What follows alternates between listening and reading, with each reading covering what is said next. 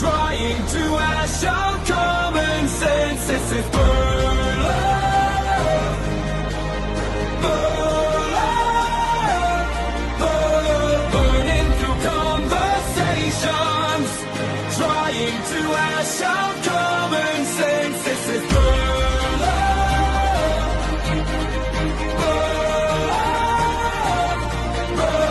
burning through conversations, trying to ash out common sense. This is burn love.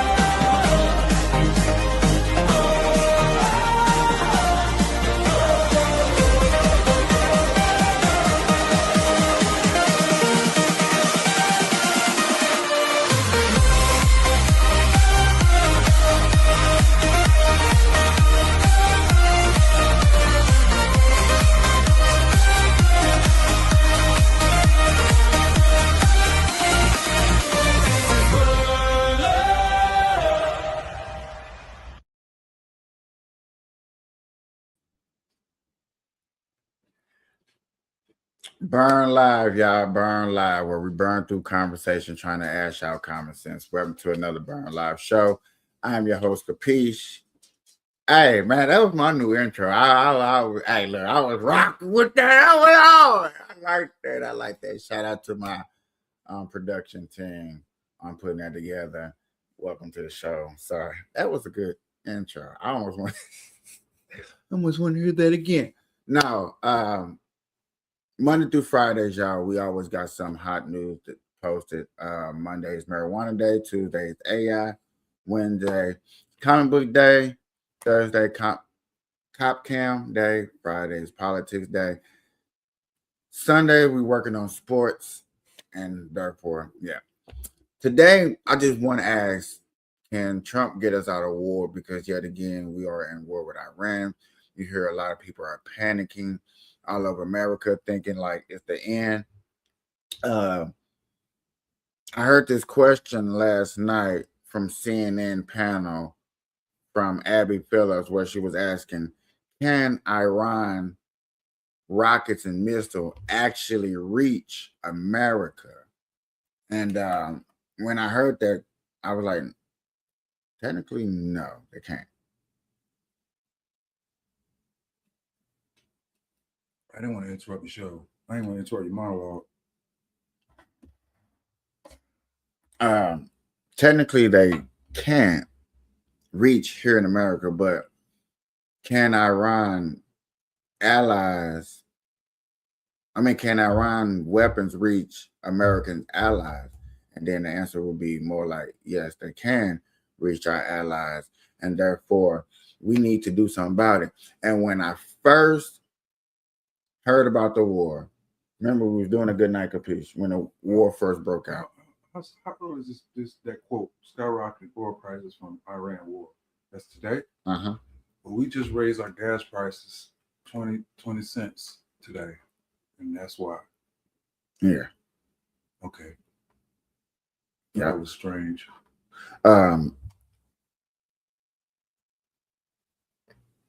What was I saying? Iran, people coming in boats and ships, allies. Oh, can Iran weapons reach our allies and do harm? Yeah. Basically, it's like this. Can Iran weapons reach Israel?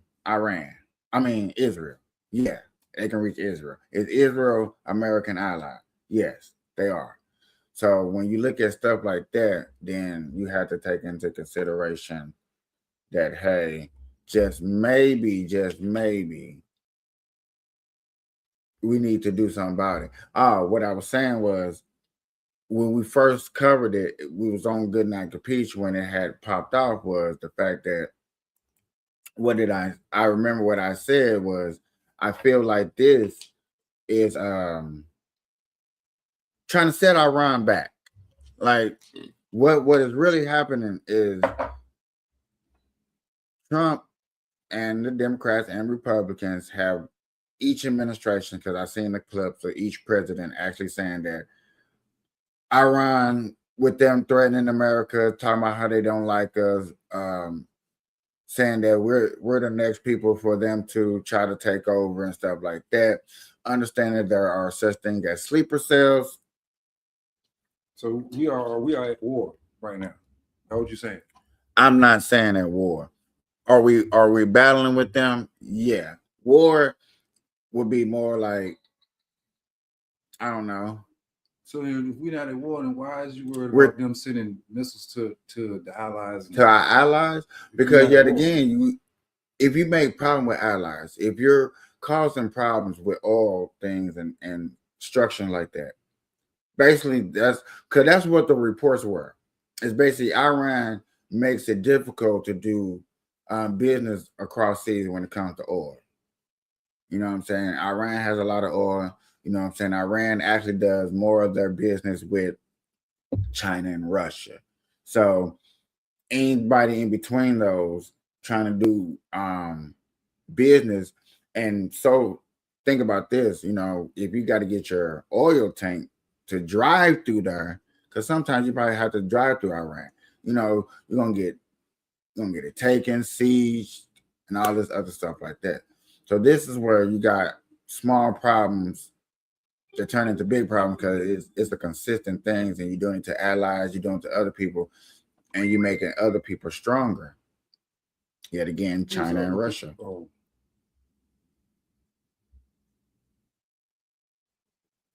And when you do stuff like that, you have to eventually somebody should do something about it.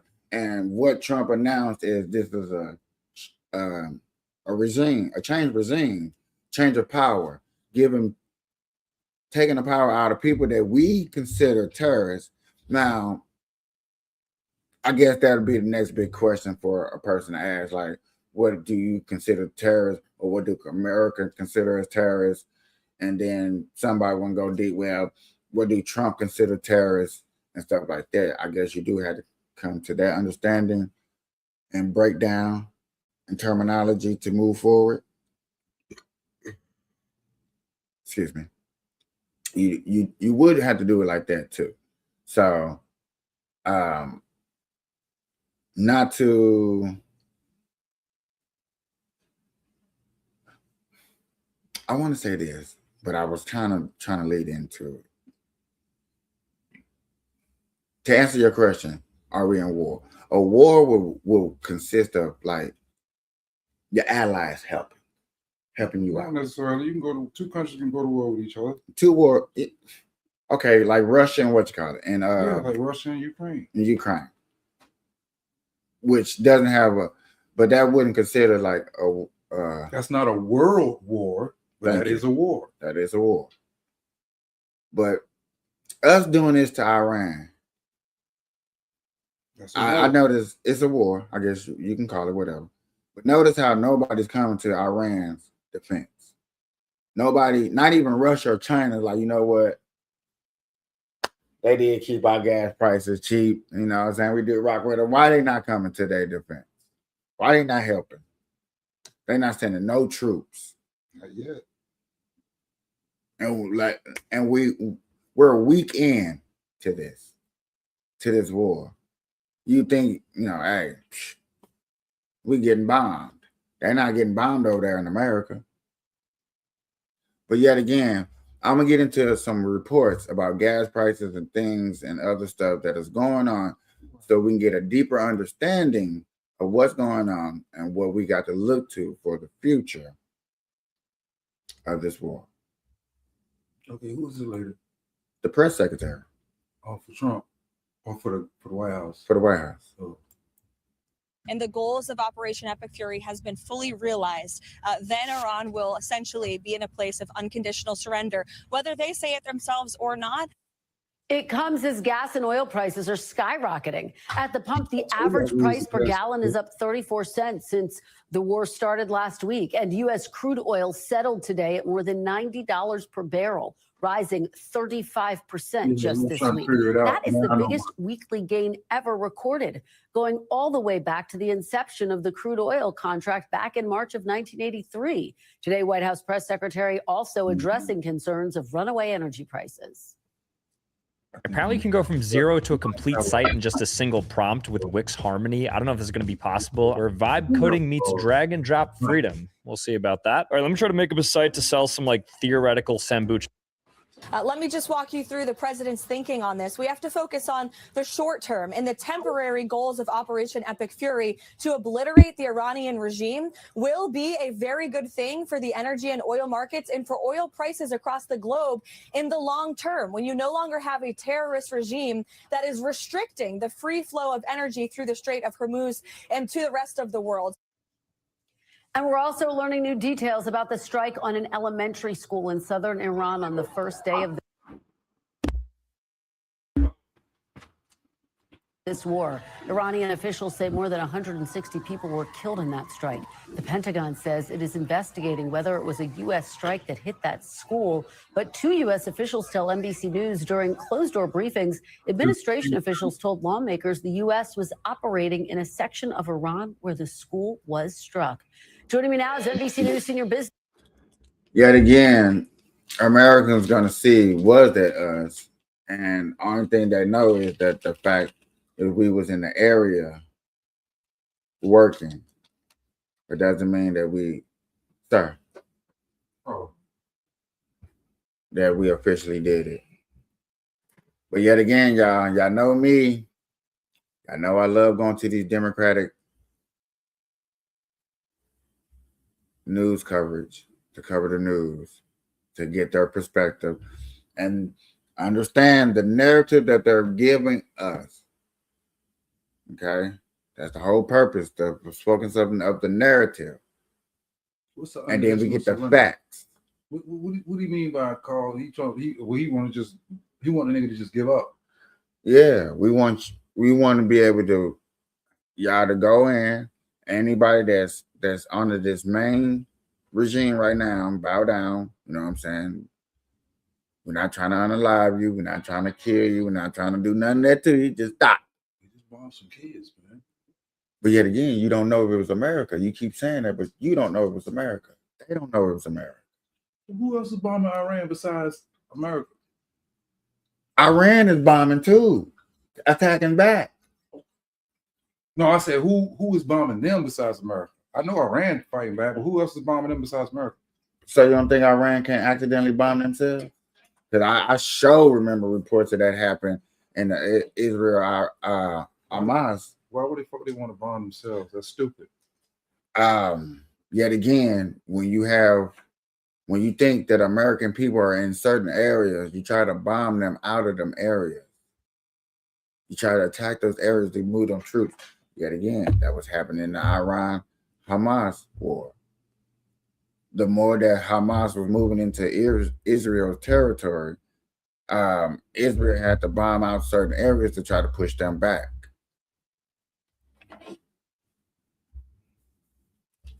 Same thing that's happening with the Russia-Ukraine war.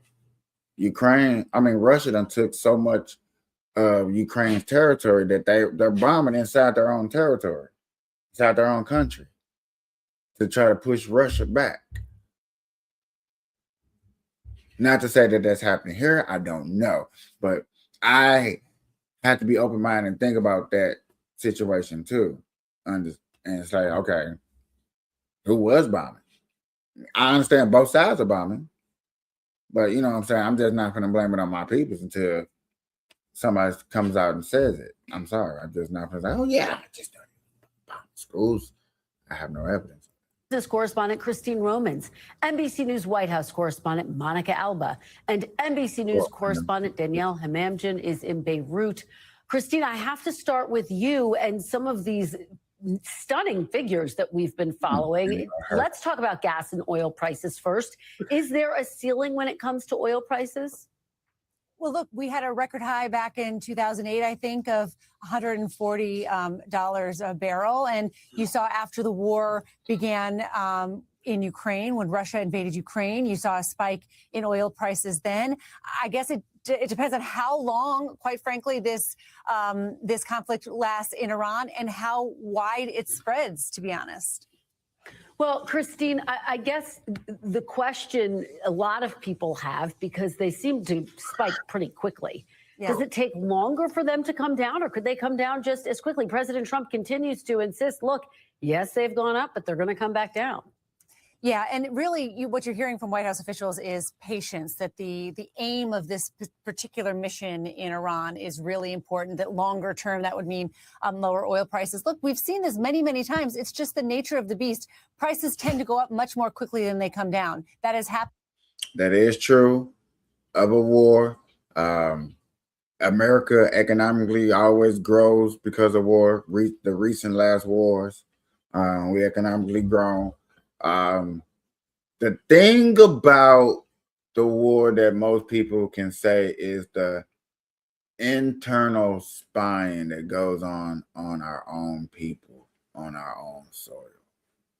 And that's ever since 9/11, which I don't think is ever since 9/11. I kind of think it's further back with other projects too.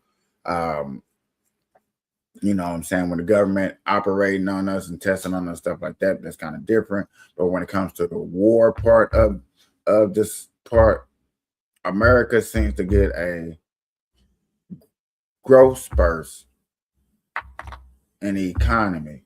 Most people, this is unfortunately a good time to start doing investments in the oil, you know what I'm saying? Even though the prices are very high, but a lot of people are selling their assets. When they're selling their assets, somebody got to grab those assets and pick up, and that can be part of your portfolio being under a smaller market and under a smaller brand. You do have to pay attention to that. Oil, gas, and refinery factories is probably going to be the focus of America right now, because with stuff bombing over there in other countries, and especially in oil places, them refinery factories are going to need a place to build. And if Trump opens up the gate, say, hey, come build over here in America, you know what I'm saying? We'll give you a discount or what, blah, blah, blah, blah, blah. These prices are dropped efficiently. I mean, dramatically, because yet again, these oil rig efficiencies will be over here instead of across seas. And it's been studied. You know, it's one of those economic studies when you go to business school, you learn about. And we have seen just this week has been such a dramatic, just such a dramatic rise. And you talk to people who are trying to fill up their gas tanks. It's noticeable right away, especially if you run a small business or you drive your car for your job. So this is something that is front of mind. And I'll also say this has been something that the White House for months has been pointing to as a reason why you should trust Trump economic policies, because inflation was defeated. That's the way the White House put it. And gas was a really good example of that. And now it is reversed. I'm shocked I heard that, but I know y'all didn't hear that. But if you heard the small talk, she said, what? Trust the Trump economical plan. I know people, because I got a good friend, shout out to her, because we just had this business meeting before I came online. And that's the first thing she said. I can't trust this administration to make my next business move because he's all over the place. And then yet again, you just heard somebody else just say, trust is amazing. That's the sound of an American oil company hard at work. Want to be a part of it? Listen up. Hello, my name is Adam Ferrari. Well, and I keep going back to that fact, Christine. President Trump continued to talk about gas prices. It would almost be one of the first data points he would mention when you talk to him about the economy. Put this into broader context, if you will. We know that affordability is the #1 issue for voters. We're in a midterm election season. How important are gas prices to a presidency? I know that President Biden's chief of staff checked them every single morning. Look, because this is a real feel economic factor for people. You fill up maybe every week. And so it's something you notice, even if it maybe doesn't affect your family budget, it does affect the psychology of the household. But I will say Bank of America had some fascinating studies or research today where they said that, it had been sticky inflation on food, sticky meaning it was just not getting any better on food, that people were really unhappy about. But falling gas prices allowed them to continue spending as a household, right? They would be able to make up the the grocery bill by the falling gas prices. And that benefit has just disappeared in a matter of days. And so that will be very closely watched for what it means for consumers. Do they start to pull back on spending? And does it hurt the rest of the economy more broadly? The other real field data point, the jobs market. We got that anemic jobs report today, and the previous jobs numbers were revised downward. What are the implications of those figures, Christine? Look, it's a dramatic downshift. I mean, you had only 116,000 jobs created last year, because now we've had these new revisions for December. And then you had this weak February. That number right there, that 126, I think that was actually even revised down a little bit too. No, that one was 126. Yeah, it was exactly 126. So you've got all of these sort of revisions and downshifts. And frankly, it tells you that there's a no hire, no fire job market, maybe slightly more firing in February. And that is a real change from the prior year when you had almost 1.5 million jobs created. A few with MSNBC. But you know what I'm saying? I'm just being truthful. The reason why that stat is like that is for the simple fact these jobs by the Democrats were majority federal jobs. You know what I'm saying? They not in the private sector for us everyday people that don't want a federal job and don't want to have to go through all that BS of getting a job like that. Yeah, you know what I'm saying? It's not like this administration created jobs like that. Trump, on the other hand, fired way more federal jobs than actual creation into the economy, because yet again, what he wants to bring back is what this war is creating. It's the opportunity for them jobs to come back. You know what I'm saying? It's like, I'm gonna say it like this. Let me do my little close up. And it's like Trump said, I want to bring jobs back to America. He told y'all that, he told us that. You know what I'm saying? Then we bitch it wasn't fast enough. So it's kind of like, okay, I can't do it no faster, but by pushing jobs out of countries. That was his first term. That's also this term too. Matter of fact, his first year was telling us that he was going to bring the jobs back. This is what he was doing. That's what he was campaigning on, was bringing jobs back to the country. Okay, his first year in office, it wasn't fast enough because everybody was bitching. And I'm talking about America was bitching, right? So yet again, okay, cool. I go shout out to all these countries and people that they're gonna bring the job, they put their money investment into it, but the job creation part ain't moving fast enough. Okay, cool. How about we start causing chaos in those countries that y'all doing those businesses in, because now y'all can't run y'all business accordingly. Now come back to America, because y'all already wouldn't come back. Now I'm forcing y'all to come back because over there where y'all at ain't running, is not running efficiently how it needs to be ran. If that makes sense. Say Shell. Shell is over there in Iran. You know what I'm saying? They're doing business. That means y'all making money for America, but yet again, y'all doing business with Russia and China. Y'all told Trump, oh yeah, Trump, we're gonna bring jobs back over there. I promise you, we're gonna do that. We're gonna do that. It's not quick enough. All right, we're gonna take out all y'all infrastructures to what y'all get ahead over there. So now y'all have no choice but to come back here, because y'all want to keep y'all business going. Right now, all reason people are taking hits over there. Where y'all gonna run y'all business? India? India is definitely ran by China. So where's you gonna run? You gonna go to Pakistan? Pakistan is ran by the Taliban. ISIS is in between that too. So where you gonna go? Come to America. You see how you're forcing the competition outside of the country to come back over here to America, because you try to do it nicely the first way. But hey, let's do it. Let's sit down, white table. We're gonna shake hands. We're gonna see all these cameras. We're gonna do it this way. Let's shake hands. Let's do business. Bring business to America. It wasn't fast enough. Okay.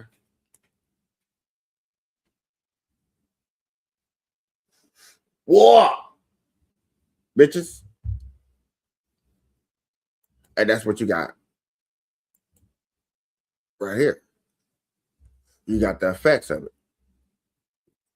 it. When this guy was in office, Joe, can y'all see the arrow? When Joe was in office with this 126, because this is basically him, you know, bad. Actually, these are my butts, actually, but I'm just using this as an example because Joe brought a lot of jobs to America, but yet again, they were federal. And I know Trump got rid of a lot of federal jobs. There's no way that you can say, yeah. No fire job market, maybe slightly more firing in February. And that is a real change from the prior year when you had almost 1.5 million jobs created. A few things here: tariffs, mass deportations, and now a new headwind, which is higher energy costs. Will there be some sort of an energy shock from a war in Iran? TBD. All right. Well, I know you're going to watch it very closely. Christine Romans, thank you for starting us off on this Friday. Welcome. Really appreciate it. Let's head over to Monica Alba at the White House. Take us inside your conversations. Monica, how concerned is the administration about these rising gas prices, and are they scrambling to try to come up with a plan to address them? They are tracking it very, very closely, Kristen, and they did have a couple of meetings on that exact issue this week. We know, according to Secretary Rubio, that this was one of those things that they said going into making the decision, they knew this was going to be a big factor, and that's why the Energy Secretary, the Treasury Secretary, and others have been trying to work on some possible plans to mitigate the oil prices. But as you've just been discussing, there really isn't anything they can do to flip the switch or help in the immediate, and it's the president who is making that crystal clear, saying, yeah, you're probably going to see these go up. You're going to see the gas pump prices go up for a little bit, and then hopefully they'll come down. He's talking about that in a very matter-of-fact way that you and I both know could become a huge issue and liability for this White House, because it is something that they are constantly. When you say that, I have to say this. Prices go down, they buy more oil when it's cheaper. When it's up higher, they buy less oil. That's why prices go up here in America. So we want those barrels to go down to $60, you know what I'm saying, $50 a barrel. So we can go buy more and stack up. That means our prices go, you know what I'm saying? You don't have to charge the American people that much because you got it $50 on a barrel instead of what they're getting now, $90 on a barrel. And during the pandemic, they was getting it at $116 a barrel. Touting. So I do think this week, as they turned a little bit more from the obvious overseas implications and the operational updates, there is a way more concentrated focus now on the domestic impact of all of this. And I do think you have the White House actively discussing additional plans, additional ways in which they could address this, other plans that they could come out and try to tell the American people about that they are still considering, but haven't decided to fully act on yet. Yeah, and Monica, we know that all of this comes as the president has some key meetings coming up with defense executives as well as his Secretary of Defense. Walk us through your understanding of the agenda in those meetings, Mon. Yeah, and the president just actually put out a pretty lengthy readout about the meeting, saying that it was a successful meeting, that these defense contractors, some of the largest defense contractors in the world, have agreed to quadruple their production of the exquisite class weaponry that he is saying and has argued for days the United States has enough of to potentially carry on conflicts like the one in Iran forever. But at the same time, they say, and the White House is trying to argue that this meeting was scheduled weeks ago, they say they need to ramp up that production for potential future other conflicts, or because the stockpile eventually could be depleted enough that there would need to be additional munitions. So the president is announcing that these defense contractors are going to meet again in 2 months. They will return to the White House to provide an update to the president. And according to the White House, they say that there are going to be additional plans. It really does sound like Trump wants this war over before he's out of office. And that just from what I hear from Portland. I really never really covered a war like this during the administration. So, you know what I'm saying? This is my cover. I would have to look back, which I guess any president, you know what I'm saying, benefit of the doubt, probably start a war and hope to finish the war before their term is up, So before they get out of office. You want doing podcasts when they hit the towers? 9/11 though. Because we went to war then too. I was at school. Oh.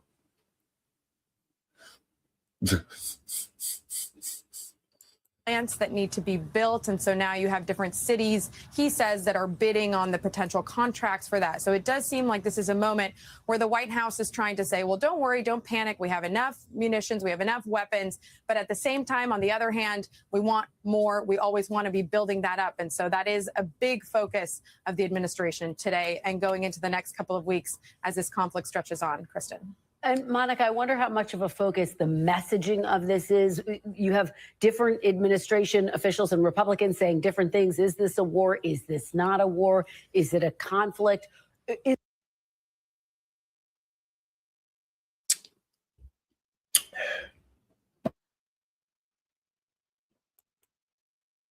told y'all that war is that using that word is really kind of sketchy to use in this conflict. I know you simplify like, hey, two people bomb each other, ain't that war? I know it's really, but you just heard a news anchor struggle over the definition. Is this war? Is this not war? Huh? You think you would think that would not be a discussion at all, period, point blank. You would really think that. I would think that. That wouldn't even be a discussion at all. But for her to even mutter that you know that you gotta pump our brakes before we officially call this a war, because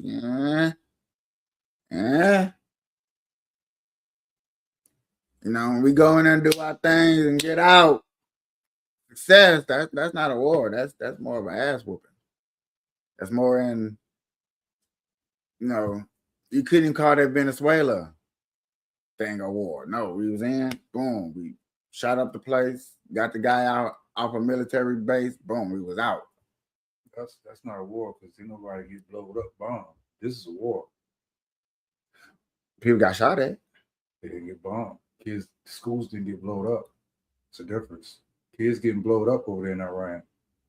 So the bomb it was almost declares as a war. No, what declares a war is, first of all, Congress got to declare war. First of all, they ain't did that yet.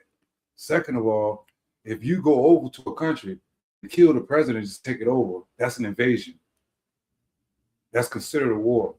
An invasion is a war because the people's fighting, trying to fight back. They ain't letting you come over and take the shit over. You taking it by force. That is an invasion. That's considered a war. So technically, the United States is trying to invade Iran right now. That's a war. No different than if Iran came over here, did the same shit to us. We be hollering, oh, it's time to go to war. What you think they saying over there in Iraq? Free us. No, you still got some Iraqi people over there that's like, why the fuck is they bombing us? What the fuck is wrong with them over there? Leave us alone. We ain't bothering nobody. Y'all some fucking bullies. Y'all just want our oil. But some of them people over there ain't free. But they ain't got no freedom over there. They Muslim, man. They not under no goddamn dictatorship. They Muslim. They have a set religion that they follow. But yet again, some of them over there, and it's been reported that hey, they don't. Well, we're gonna need to see those reports. But as far as I know, it's a Muslim country, and all of them follow Muslim beliefs. And in their mind, they're free because they're Muslim. You know what I'm saying? And but not everybody over there are Muslim. There are Christians, there are Catholics over there too. You're right. But the majority of the country is Muslim. They run the country. Shiites and Sunnis run that country. They at war with each other, but that's another different shit. Is there a strategy to explain what is actually happening to the American people in the coming days, Mon? Yeah, and it's a great question because we've kind of seen the president in fits and starts on this. He had those pre-recorded videos that he did from Mar-a-Lago. Then he offered some remarks. It does seem like every event, even if it's not focused specifically on the conflict in Iran, the president opens it by giving some kind of an update. Yesterday, he was honoring the Inter Miami soccer team for their MLS championship, and he did decide to talk about Iran for the first 6 minutes or so. So today, he has another sports roundtable. It's possible he will do the same, but almost every single time that the president talks about it, more questions are raised about the end game, about what could the administration actually mean when they say that this isn't about regime change, but they definitely want to see the regime change, and they have ideas about which leaders they would like to see potentially lead Iran, but they haven't necessarily detailed. Getting people that doesn't have American interests out of Iran and have people that has more of a global interest in place. People that ain't trying to always fight and kill just to get their way to the top. Even though that's how people look at America. That's how America is. Oh, God. Okay, y'all. Let's see how Fox covered it. I did a pretty good job covering NBC. Like that. I do. I need to learn how to do thumbnails. Oh, that's my next training, thumbnails. Y'all, let's see how Fox covered the same coverage about gas prices and what Trump administration is trying to do far as can Trump get us out this war. Private White House briefing with the press secretary, Caroline Levitt. Caroline, thanks for being with us this Friday afternoon. Appreciate your time. Thanks for having me. I wanted to start you off this afternoon because we have confirmed reports from U.S. officials that Russia is providing intelligence to Iran to help it target U.S. assets in the region. I'm sure this is something that does not please the president whatsoever. Has he spoken to Putin about it?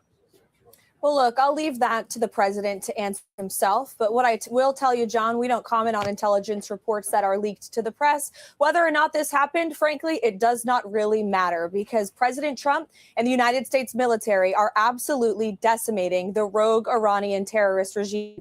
We are now on day 6 of Operation Epic Fury. The United States military has impressively established dominance and air superiority over the skies of Iran. We have sunk and destroyed more than 30 of their Navy ships. And of course, the goals of this operation have been laid out and very clear. Completely annihilate Iran's Navy, which again, we are well on our way to doing. Their Navy has now been deemed combat ineffective. Secondly, take out their ballistic missile weaponry arsenal capacity, which we are very much doing. In fact, their retaliatory ballistic missile strikes against the United States and our allies in the region have decreased 90% just over the course of the last 6 days. And of course, the overall mission in this operation is to ensure that Iran can never again possess a nuclear weapon. That was the real imminent threat that was posed by Iran to the United States and our personnel in the region. And President Trump and the United States military are focused on tackling this threat every single day. Caroline, welcome to you. Thanks for joining us this afternoon. So as the president demands this unconditional surrender from already see the difference. Like, we're not going to get reported. We're going to go straight to the source. We're going to get the press secretary herself to come on here and lay out the facts of what the administration is doing. Just want to point that out. Iran, there is major movement in the U.S. energy markets. Crude oil right now is spiking. It's up 14%, topping $90 a barrel. In fact, right now it's at $92 a barrel. You've seen a drop in the U.S. stock market. Can you share with us the concerns the president may have, especially as gas prices are now, let's see, they're back up to $3.32 a gallon after dropping to $2.90 just 1 month ago, Caroline? Well, rest assured to your audience and to the American people, this is long something that President Trump, his Energy Secretary Chris Wright, his Treasury Secretary Scott Bessent have thought about and have been planning for and have already announced action in response to. Let me just walk you through the president's thinking on this. We have to focus on the short term and the temporary goals of Operation Epic Fury to obliterate the Iranian regime will be a very good thing for the energy and oil markets and for oil prices across the globe in the long term, when you no longer have a terrorist regime that is restricting the free flow of energy through the Strait of Hormuz and to the rest of the world. So that's number one. Number two. First thing I was saying, if they are blocking business for oil rigs to get in and out of the country to do business with other people, because yet again, that's a problem. That's a problem. All them spots, dots that y'all see on the screen are actually spots where oil rigs at and airstrikes at. But those are oil rig areas next to neighboring other people who either have interests with Americas and without America. Because you got the Kuwaitis, you got Sudan, Turkey, I believe Pakistan is over here on this side.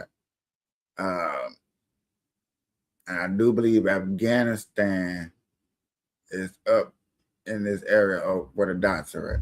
So you do have a lot of people who have their own interests in there. And y'all big ass Iran fucking up business because yet again, Pakistan had to go through here to get to Iran to do business. I'm just saying, if that is possible, because they are doing shit like that, y'all. I'm not BSing when I'm saying stories like this. You got to go through here. You got to go through this whole country, get to this other country. Yet again, if these people are stopping you, taking your own risk and knocking you down, hey, you got 10 barrels? Hey, -1. Fuck it. You want to get through? -1. Hey. And then if you say no, you know what time it is. You know these people's not playing no game. Stop it. You say no? You say no? All right. Man, they put video. They put that video up. Hey, Pakistani, Afghanistan, all of them. Hey, he out. Send the video back. And still send that. Then they take 2. They only wanted 1. You said no, now they took 2. They took 3. Send the rest. Nigga, just take the shit and just kill the motherfucker. Just take it. But yet again, that's why you got to do something about it. You know what I'm saying? And everybody around like, I ain't going to deal with them. You know what I'm saying? Think about these people around here, around them, Iran going to war would probably stay in war. It'll probably be back and forth because Iran missiles can reach way over there. Okay, so Trump is this administration, because I ain't gonna just say Trump, because this administration, it ain't just all Trump. But this administration, like, look, we gotta do something about that. All right. You know what I'm saying? We gotta clean it's like saying we gotta clean up these streets, we gotta clean up our business. If somebody you looking at does bad business, and I can look at them like, hey, you're actually doing bad business. Why am I'm not going to keep doing business with you. We got to do something. We got to, hey, we came and talked to you. Hey, Iran, hey, let's do business. No, fuck America. As what we've been hearing. Hey, another administration come through. Hey, Iran, trying to do business. Fuck you. You know what you did to that people's motherfucker? We can't tell no cricket monkeys up there, no. All right, cool. You know, it's 2026. Trump like, damn. And think about it. Trump sat down and looked at all them other presidents like, damn, Iran just been fucking away, huh? They even, hey, look, Trump can even say, shit, they got me my first administration. Hey, not gonna get me this time. Fuck out of here. 90 barrels. I do remember dude reporting said, dog, first administration, dog, they was getting barrels at like $50, $60 a barrel. That's when I was kind of just trying to get into understanding how the oil stuff was working. Like, what is the whole purpose? How y'all getting oil? How do y'all buy by this stuff? So y'all buy by barrel, $90 a barrel. Man, shit. Yet again, let me repeat myself. During the pandemic, they were paying damn near $120 a barrel. Where, yet again, the lowest they were paying. If we look up, and I'm not going to do it, you know what I'm saying? We probably should, but we're not. There's probably once upon a time that they were probably paying like $30 a barrel. Oil. And I'm guessing, I don't know. But you got to think, fluctuating back in the day, especially back in the 40s, stuff wasn't that expensive. They were paying like at least $40, $50, $40. They probably went down to like $40 a barrel. Because, and only reason I'm saying that is for the simple fact, gas prices in America, once upon a time, used to be like $1 something. Used to be like $1 something. So come on, bro. Unless they were getting buku rich, which you can hate on them like, oh, that was wrong. Look, Capiche, you were wrong. And look at them. They were just getting paid in the oil industry, which fair. And I'm going to say fair because he's looking it up. So to correct me.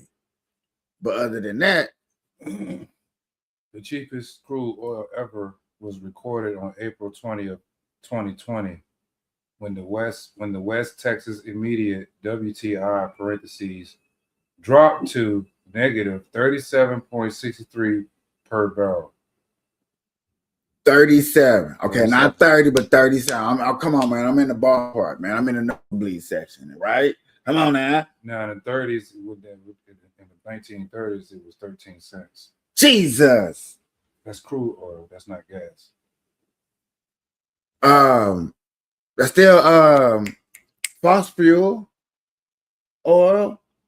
Crude oil, the same. Yeah. Shit right there. Yeah. So it was at 30. Like, stop playing. But they didn't have the technology. They didn't have the technology we had now back then. So only thing they had was cars and trucks and shit, tractors. We got airplanes, all that kind of shit now. But they had planes in the 30s. Not that many, not as many as we got now, nigga. True indeed, not as many as we got now. But they still had planes in the 30s. They won't fly like they flying now. My point is, gas. A lot of shit won't burn up a lot. A lot of shit won't use in gas back there. So that's why it was so cheap. But still, you said what year? $37 an hour. Like, stop playing. That was 2020. 2020.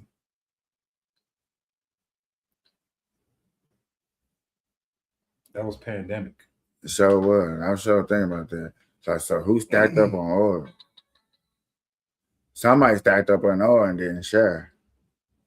Two, the president has also announced for some tangible actions over the course of the last few days. First, to provide political risk insurance to cargo vessels in the region. Second, political risk insurance to vessels. Same thing what I was just explaining to y'all about cargo trying to go across this damn country. To ensure that there is a free flow of energy and that we are drilling expeditiously here at home and that we're tapping into these newfound markets in Venezuela as well. Yet again, I'm going to repeat myself. Kicking our home businesses out them countries and say, come home here to America and start those jobs. Private sector jobs, not government jobs.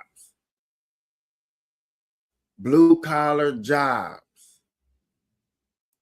And then again, the president has also made that directive very clear to his energy team. And you saw Secretary Burgum was just in Venezuela yesterday with some of the world's biggest oil companies who have committed to investments. And Delcy Rodriguez herself said that they are working at Trump speed to tap into these markets. And then lastly, the president has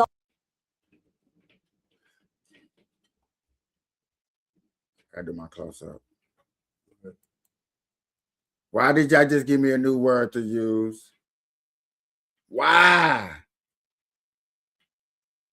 do y'all just give me a new word to harass people on talk of the tick? I need y'all shit done at Trump speed. That is it. Oh, okay. I need shit done at Trump speed. Man, Trump speed, remember? That speed guys at war, remember? People waiting on jobs. Remember? You just said? Hey, Niggas mad. It took too long. because y'all didn't do Trump speed. If y'all would have came back, did it within a year, we wouldn't be at war right now. If Iran would have this, hey, sign this deal. Iran remind me of the damn WNBA right now. Sign the fucking papers. They signed the paper yet? No. So we're not gonna And we got into the 10th. So we got what, 4 more days? It ain't gonna happen. If it ain't happened now. We got 4 more days. So this will be their first strike. Uh-huh. And well, no, we're not gonna talk about that. We're gonna say that for sports. Sunday. Yeah, let's get back to the Also announced that the United States Navy will escort cargo ships through the region if and when necessary. All right, so we'll look forward to that happening. Yesterday, if the United States didn't blow up Iran's, remember she just said that they blew up all their airplanes, all their naval shit. If they didn't do that, then they would have the capability to get in the water, go around Africa, come on around, and park in the water and send missiles from the water, like we doing them right now. You know what I'm saying? So I guess that was pretty smart to take out their Navy, because if they hadn't took out their Navy, then they probably would be sending missiles over here. Yeah. But they're not gonna reach from where they at right now. But yet again, the thing is, and they probably not gonna ever. It'll reach Israel though. They could bomb the shit out of Israel from where they at. I mean, from where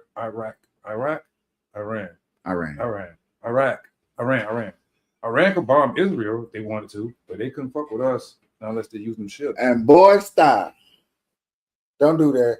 But you also got to remember, it's people that's living here that was born in that country that we bombed. Think about that. I covered that on Good Night Capiche last night. The sleeper cell that woke up in Texas and went on that little rampage. See, that's just the first part. That's just the tip of the iceberg. I did cover that.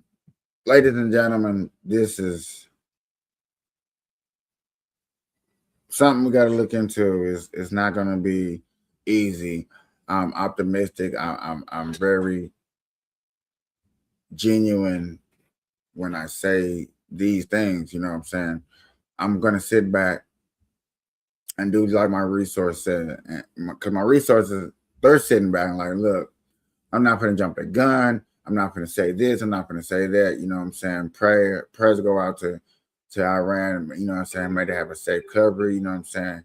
And may this war end fast and fruitful. But I'm sorry to say I need America to be on top at the end of this, because I need nothing that the Democrats, if they should ever get back in power, they come attack and take these wars or change things that we have put and changed, just trying to make the American people American and not a LGBTQ America. Too late for that.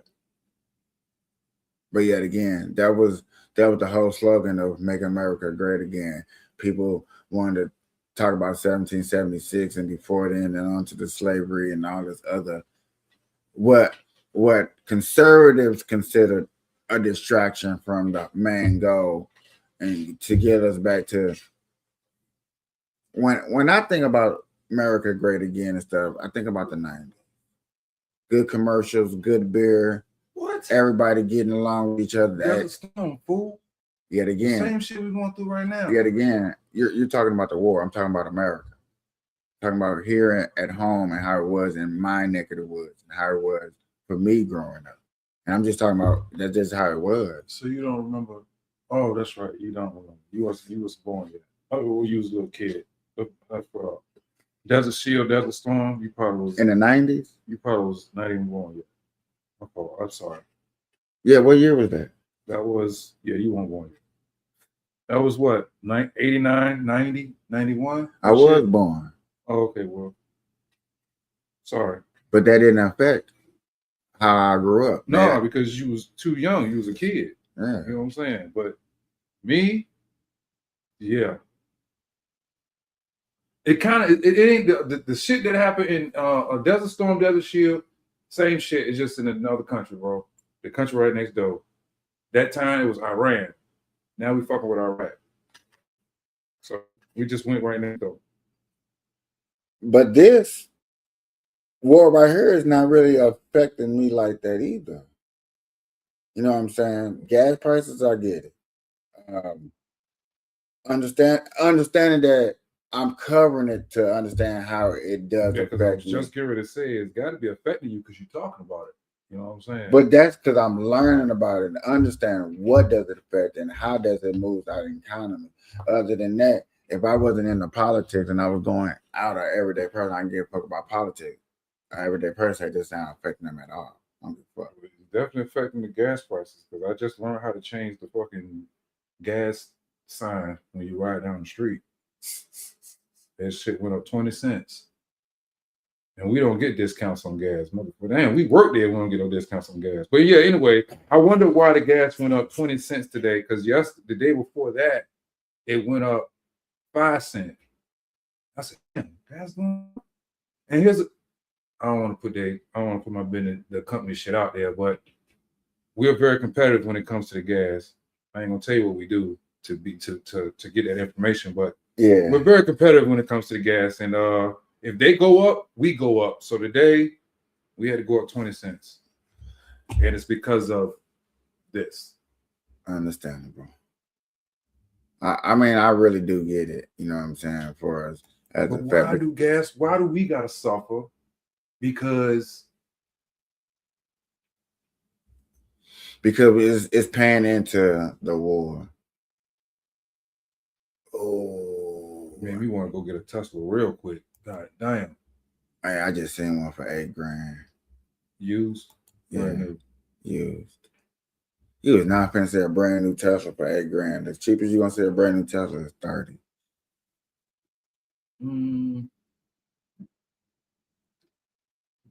Yeah, I believe that. Brand new, yeah. You might catch a brand new older model Lexus that's been sitting in the lot for a long time. Ain't nobody fuck with it. Yeah. 19 or 16 or 17, you pay about $8,000 for that. But that's the older model. I wouldn't mind. Yeah, I wouldn't mind either. No, my thing is when it comes to stuff like that is the battery. Right, that part. You know what I'm saying? Because my cousin friend that was up here, you know what I'm saying, talking to her about it, you know what I'm saying, riding around her through towns and saying like shit. Since she came out here the 3 days that they was out here, she filled up once. $20. Gas. Tesla. Oh. And that shit, how long it last? The 3 days that they was out here. Yeah, I mean, Tesla's good around town, man, but not to go out of town. Not at all. But they good around town, bro. I think Tesla would be good to go to Cali. I would have to look that up and see how long your battery life is with one charge. We could look it up real quick. But I think you would just barely make it to California with one charge. You can make it to Cali. I heard you would just barely make it. I'm Yeah, about to look it up. barely make it. Yeah, barely make it. But okay, so we supposed to be talking about the war. We talking about Elon Musk. No, we're talking about gas. I mean, that's all. You know, electric gas, bro. I go together.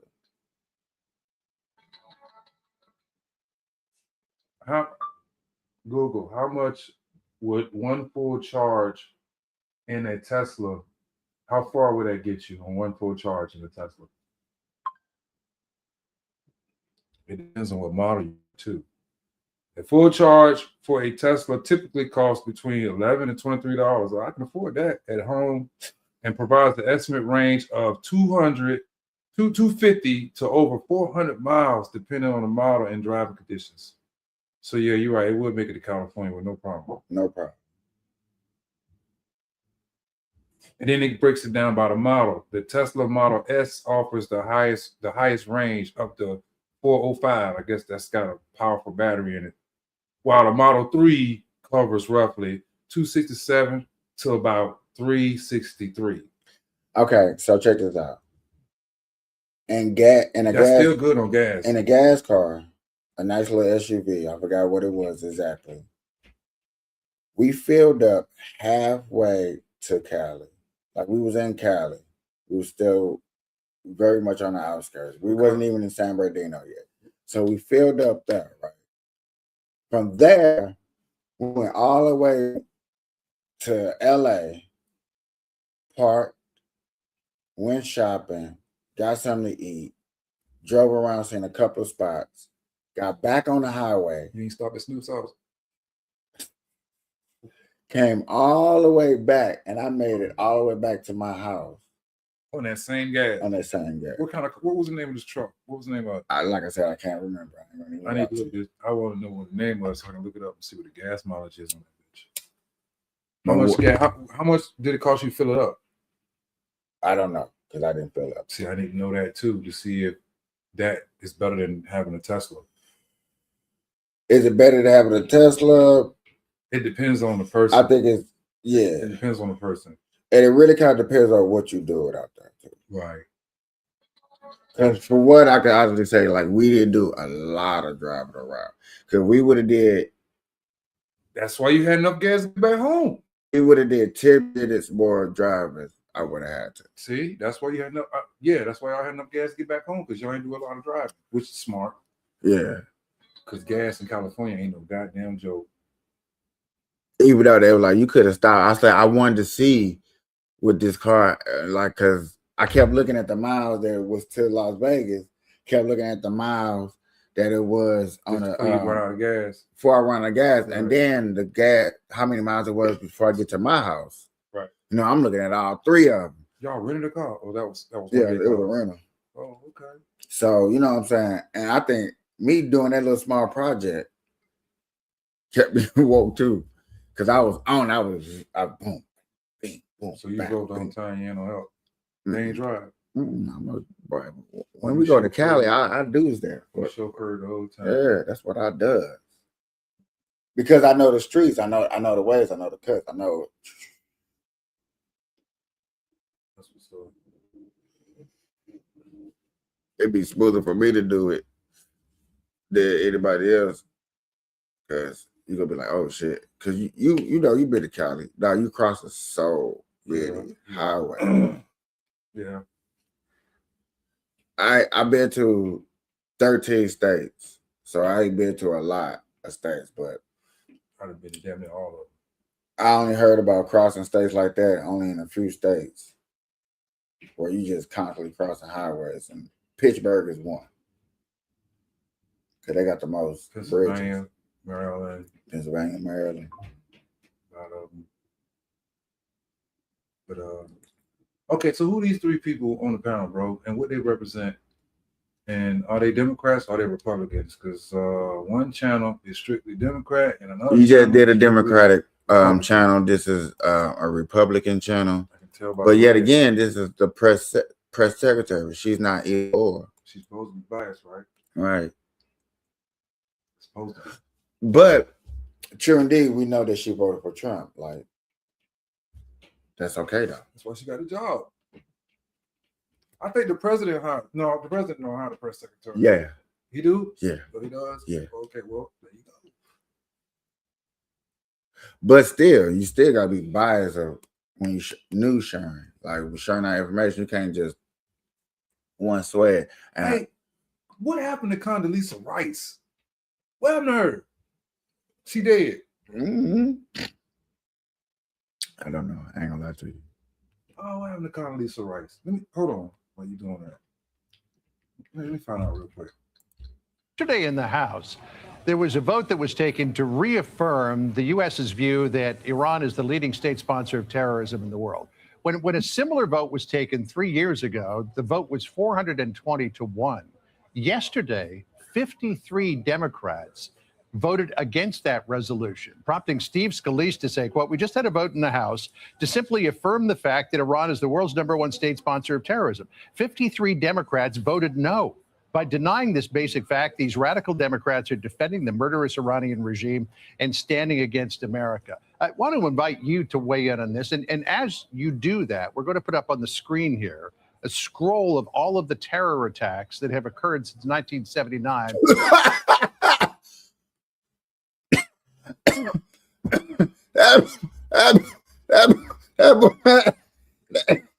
This is why I remember that one in '83. This is why I fuck with Fox. Because these slick motherfuckers like, okay, you think you missed this list? Let me show you something. Yeah, I'm sorry. Iran is the world's #1 state sponsor of terrorism. 53 Democrats voted hell no by denying this basic fact. These racial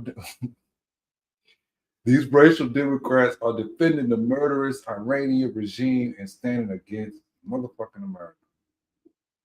How dare you, Steve? But you're right, though. I want to invite you to weigh in on this. And as you do that, we're going to put up on the screen here a scroll of all of the terror attacks that have occurred since 1979 at the behest of the Iranians. Go ahead.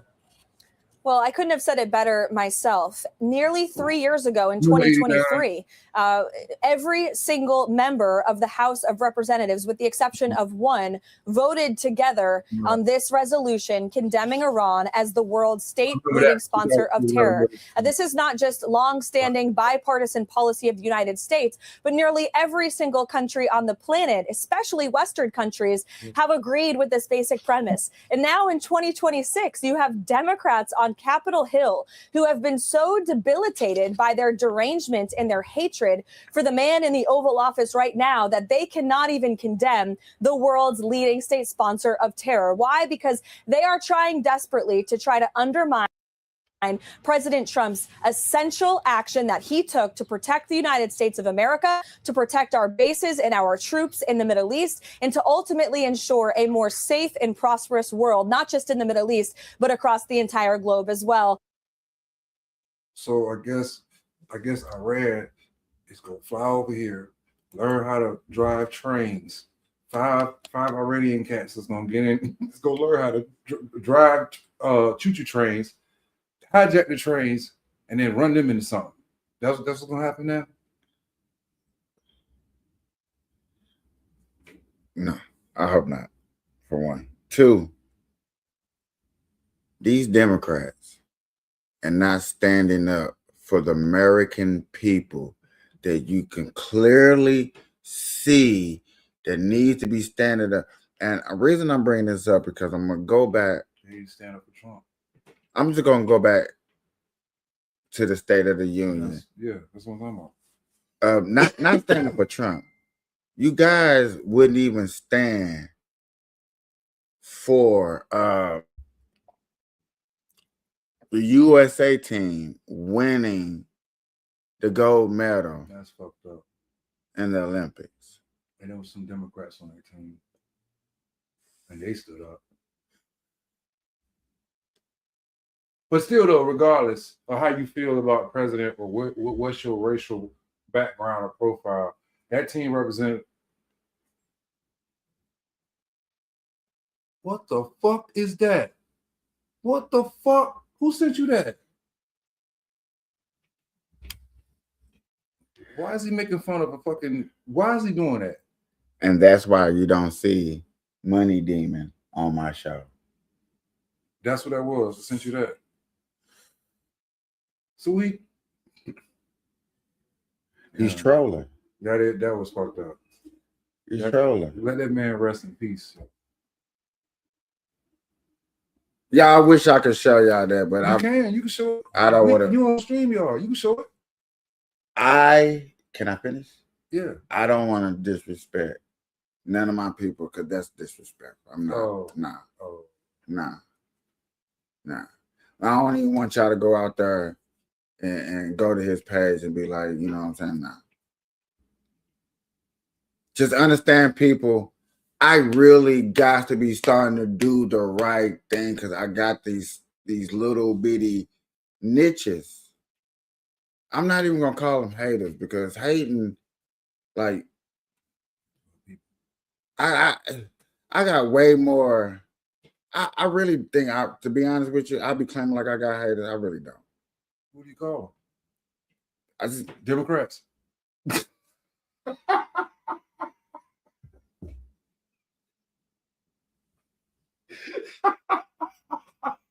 That was funny. That was funny. But no, I digress though. I should have said that. If y'all Democrats, I didn't mean that. That was a joke, inside joke for him. But okay, so if they're not your haters, what do you call them? If they ain't Democrats and they ain't haters, then what you call them? I mean, that right there, that's trolling. That is like one person that's hating that wish she can just be up here hating. I don't know what's being up here on this panel with us hating makes a difference. Like, oh, so he can be seen, so he can be heard on your shit. To try to be a, what did you call it? A culture vulture. When people come on your, people come up here and try to goddamn, you know what I'm saying? Get you with the gotcha, right? Like get you off your spot. Yeah, you get mad because we had a disagreement. Like, this is really was bad because, you know what I'm saying, with the fallout with Minnesota. Because it's like, you see this, you understand this. These guys, they came with this angle, they came with that angle, they came with this angle, they had that angle. And it was like, man, you have to agree with us. And I was almost there until they told me I have to feel like this. And when they said that, I said, back it up. You talking about the lady in the face, or you talking about the dude? Both of them. Both of them. When you tell me how to feel about any type of situation, I don't give a fuck if it was raining cats and dogs on a Tuesday, smoking blunts, listening to Biggie while Snoop Dogg was in the background. I don't care. Once you tell me to add my feelings into it, that's where we're going to automatically 100% disagree. I don't care if I did agree with you. I'm just going to automatically do it. How's somebody going to tell you how to feel? Can you say it one more time, please? Somebody going to tell you how to feel. That's my point. It's like somebody trying to tell you what to do. You know what I'm saying? And then the same breath, and these same people argue me that it's a difference from telling me and telling you that you trying to persuade you to become a Christian because they don't like people that y'all were trying to push Christianity on us. Okay, cool. If that's how you feel, even though I believe that Christians don't do that at all. True Christians don't try to push. Yeah, we may preach the word, we may preach the gospel. True indeed. But yet again, we don't try to push. But if that's what you say, cool. And I agree with them. So for the sake of argument, agree. So if that's the case, then why are you trying to push your feelings upon me? Why do I have to feel like you? For an example, you was on her when Doc was telling me I should feel some type of way about Trump, where yet again, there's no proof of Trump even doing anything at Epstein Island. You should have ate his ass up. I can't. It's just so much back and forth. It's just like, you know what? It's not even worth it at this point. It's like I just do one of these. I get it. It's not even worth going back. You know what I'm saying? And I appreciate your opinion. I appreciate your freedom of speech. You got the right to say that. You got the right to feel right there. And you have and I give you the space and opportunity to bring up the evidence and proof and all that over and over and over and over and over. I don't give a shit. You can do it till your face turn blue. I just want to know how the hell he got Trump's private parts. I still didn't figure that one out. And then he was gonna show you the shit. I was like, no, bro, we good. We don't need to see that, bro. We believe you. Shout out to Doc, man. My boy he got one on the way. You got another one? On the way. That's peace. That boy, that boy finna go get. I need to go get. Make sure he go get A-Rab, buddy. Wait till I get this. When I get Bird Live out the ground, I'm taking here. It's like, bro, here's a seat. Go get him. Go get him. Go get him, Jay. Because I know he gonna go right after Trump. He like, I don't want Trump locked up. Go get him. Now, when you get sued, make sure, Burn Live don't get sued. Make sure it's just only you. You gonna get him out of jail? No. Hell no.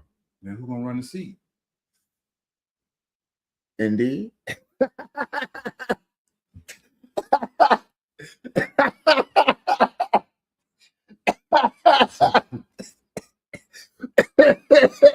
Did you put an application in you? Nigga stupid.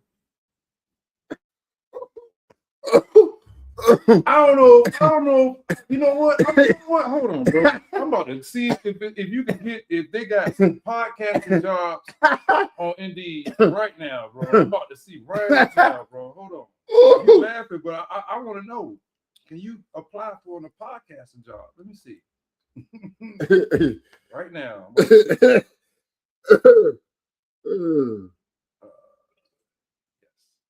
Not now. Ah, shit.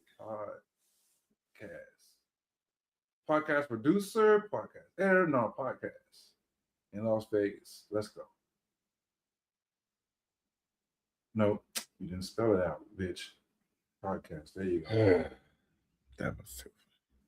Marketing manager, social media and marketing manager,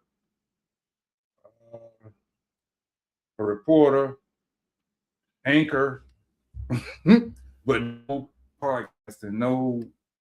Right. Let me put content creator. Let me see what it says when you put in content creator. Good night, Capiche. Good night, Capiche. Ooh, you know what? I'm gonna change that to my ending. But it's daytime. What do you mean? But it's the end of the show. Oh. I guess that don't make sense. You know what? You're right. I ain't gonna do it. Videographer, freelance social media, content graphic producer. Oh, here we go. But you know what I can do? Actually put the song to the outro, though. The outro is the ending. Right? Yeah. Content and cultural. And they can just hear the song. Good night, Capiche. Good night. Yeah. I need that song everywhere. I need people to get sick and tired of hearing it. That's how I know I need that. That's when I know I can turn into a ringtone, put it on Spotify. Go, baby. No, there's no podcasting like jobs, but there's like jobs in the social media realm. Yeah, it's not going to be podcasting. It's what I want you to do in the podcasting realm, different direction. Like I got somebody now that's actually taking care of my financial side of this. Just to let you know, just to update you and update everybody on here. We've been legit. You know what I'm saying? It's been a legit business running out. I just always was putting myself everywhere. I actually got somebody to take care of this part aside of me. That's why. And when I say we finna go here to here, we finna do a jump, a leap. I promise you. And hey, if you're not on board, you're not on board. I appreciate it. But I promise you, I've been promising y'all, we're taking the next step. I just built me a squad that's actually gonna get me there. And yeah, man, stay tuned. Good night. Just stay tuned, y'all. Good morning, good afternoon, good evening. Every time that you're watching, this is my host. I'm your other host. We're hosting, we're casting, we're always live. Go check out Burn Coffee on Epic. It's going down. I actually got to make a Pacific one for that. I did. I got, I did the Sora shit, but I ain't got no Burn Coffee coming over there. Burn Coffee's already over. Yeah. Oh yeah. Burn Coffee coming to this podcast channel soon. Stay tuned. Whenever we get it kicked off, we jump off. It's gonna jump off, and it's gonna be right. It's gonna be popping. It's gonna be fun. It's gonna be this. It's gonna be that. It's gonna be. So without further ado, y'all, we out. Peace.